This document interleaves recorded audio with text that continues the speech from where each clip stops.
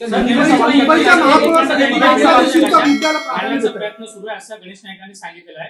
नवी मुंबई येथील जे सर्व भूखंड आहेत ते पुन्हा एकदा बिल्डरांच्या घशामध्ये घालण्याचा प्रयत्न सुरू आहे. पुन्हा एकदा एकनाथ शिंदे नंतर त्यांनी काश्मीर या ठिकाणी उरलेले.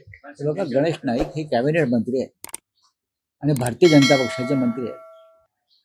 ते ज्या भागातून निवडून येतात किंवा ते ज्या भागाचे नेतृत्व करतात तिथे जर असं काही बेकायदेशीर भ्रष्ट मार्गाने काही कृत्य होत असतील तर कॅबिनेट मंत्र्यांनी नुसतं आदळापट आणि आपटापट करून चालत नाही. त्याने एक भूमिका घ्यावी लागते कॅबिनेटमध्ये आणि समाजामध्ये. माझं त्यांना आव्हान आहे, त्यांनी ती भूमिका घ्यावी.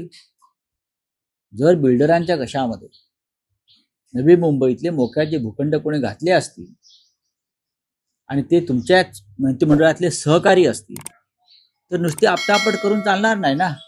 तुम्ही एक भूमिका घेतली पाहिजे कठोर. त्यासाठी तुम्ही त्याग करण्याची तयारी ठेवली पाहिजे. तर तुम्ही नेते आहात आणि मोठे नेते व्हा.